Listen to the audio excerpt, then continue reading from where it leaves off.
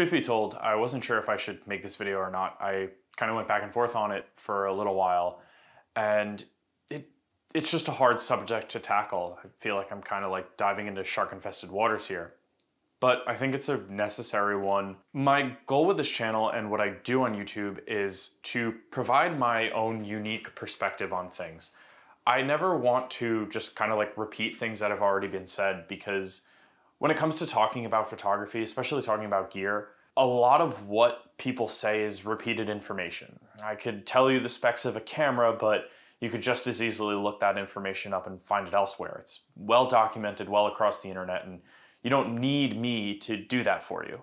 But I think talking about the dollar-sign shaped elephant in the room, film price hikes, is super important for the community. And doing it in a way that makes sense is something that I think everyone needs to kind of start tackling. Because even, with me, I've been grappling with what I've been seeing regarding the discourse around the price hikes in film photography. It's puzzling in some ways, and in some ways it's disheartening as well. I want to be very, very clear right off the bat. I absolutely love film photography, and I'm not stopping doing film.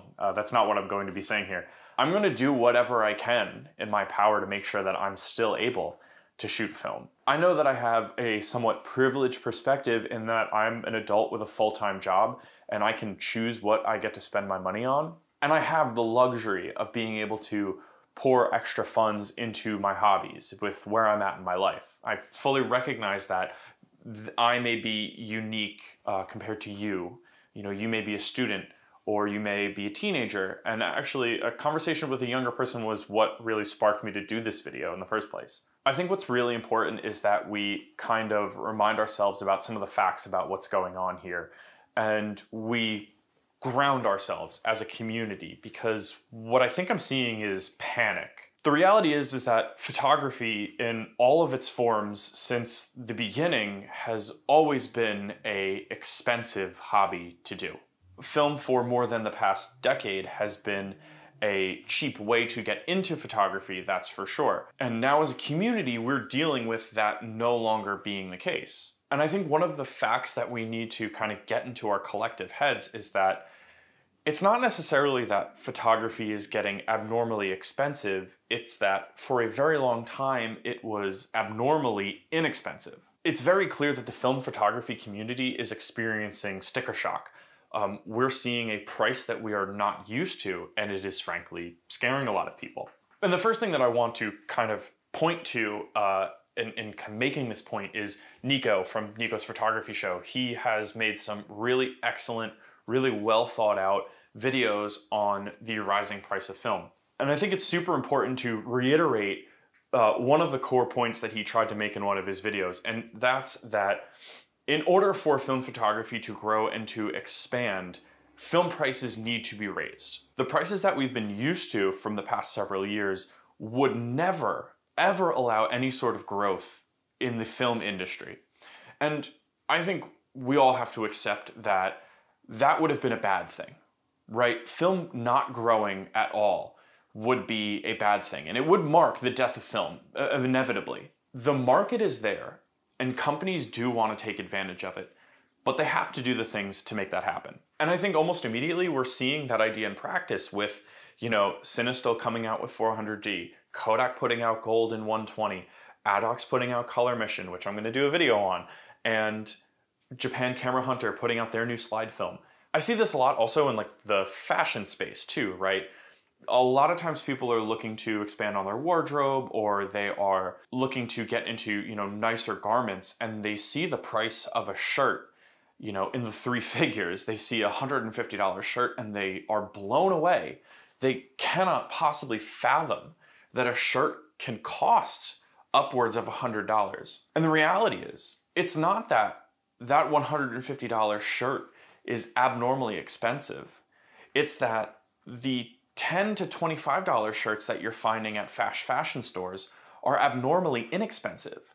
And for a shirt to be well made by people who are treated well in their workplace, to be made of responsible materials, that's what it costs. And that's the reality of the economy that we engage with in our world today. And from a much broader perspective, right, this isn't an economics video and I'm not an economics expert, but, we are seeing the ripple effects of a lot of changes in our world. But I don't think that's any reason to panic. I don't think that's any reason to panic sell your film cameras and exit entirely. I think it's also a good reminder that if you were shooting film in the first place, you were an irrational person. Film is a thing that you do because you love it and you have an emotional connection to it. All logic says that you should be shooting digital. But I think, rejecting film is an irrational response to what is, frankly, not as terrifying as some people are making it out to be, in my opinion. Again, I think it's important to point out that photography has always been expensive. Although digital is getting cheaper, digital is still very expensive to get into. And film is still inherently cheaper to get into than most digital systems, most modern digital systems at least. If you really wanted to get into an inexpensive digital camera, you're looking at something from probably, 8 to 10 years old, and in digital terms, that's ancient. Now, that's not to say that there aren't good old digital cameras that are worth looking at. I've looked at them myself. I think, owning an X Pro 1 or an X100 would be so much fun. But if I was going to be, a digital-only shooter, I don't think that I would rely on one of those as my sole way of doing photography. And I think immediately saying, well, just get a digital camera isn't necessarily the end of the conversation. And in fact, I've seen a lot of people in the online space talk about the rising price of film and suggest shooting more digital and, things like that.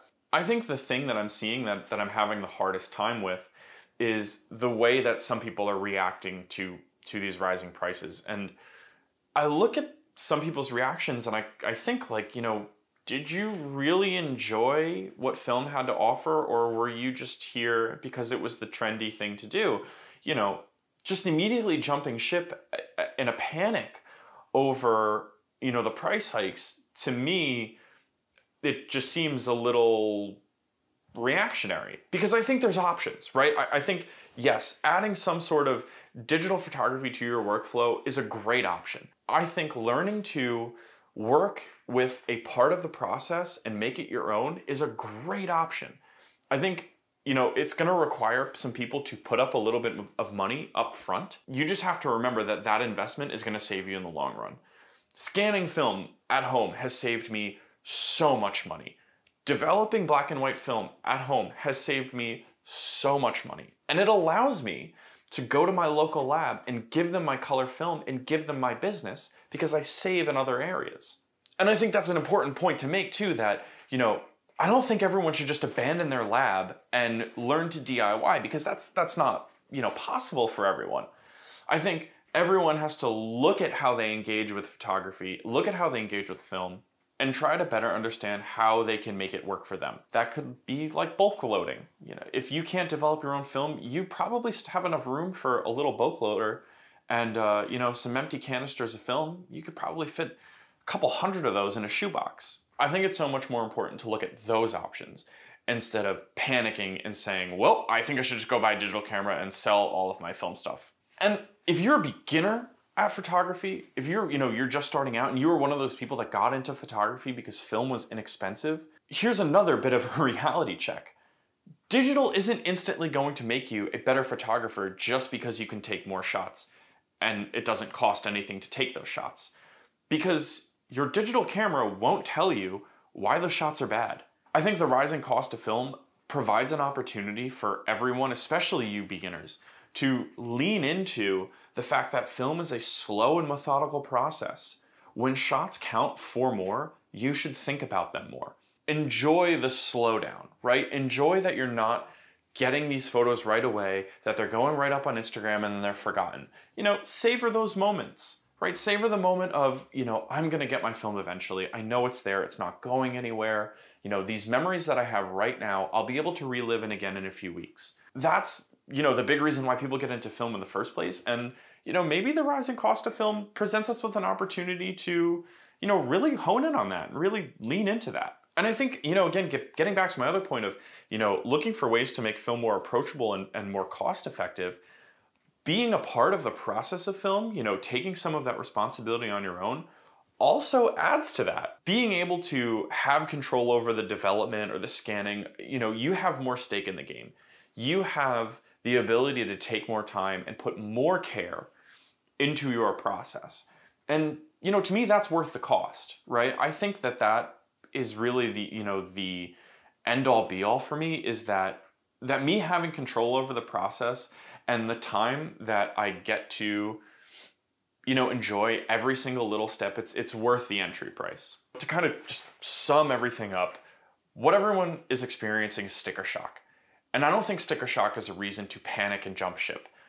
I think everyone needs to stop and take a deep breath and look at how they engage with film and be reasonable about, you know, what they're doing. And if you really want to shoot film, you'll find a way, right? I think that requires a little bit of extra on everyone's part, and, you know, that's okay, but that's what film is about, right? We like film because it requires a little bit of extra effort, because the payoff is worth it, right? That extra effort means the payoff is so much more satisfying. I know this video was a little ranty and a little rambly, and I'm sorry if I didn't leave you with, you know, a really satisfying conclusion or a thought that really changed how you feel about the rising cost of film photography. And I'm sure there's something that I missed, and there is a whole other argument about the state of, you know, global economics, and that's an entire other topic that I'm frankly not qualified to talk about. This is not one person or one entity or one thing's fault. This is a huge mix of a lot of things going on. But I think we all have to stop and look and take a deep breath and realize that the light at the end of the tunnel is that the rising cost of film is really just solidifying the fact that film is here to stay. And I think that's a good thing at the end of the day. So I hope that provides some comfort in some possible way. And if it does, you know, let me know. Leave a comment or something. And if I missed something or you have something else to add to this conversation, please do. I think this is super important. And it's a conversation we as a community need to have in a logical, rational, calm, grounded, and understanding way. Not in a way that completely panics and just says, oh, film isn't the thing to do anymore. It's not trendy because it's expensive. See you later, right? That's ridiculous. Anyway, my name is Zach. Thank you for joining me today. I will see you next time.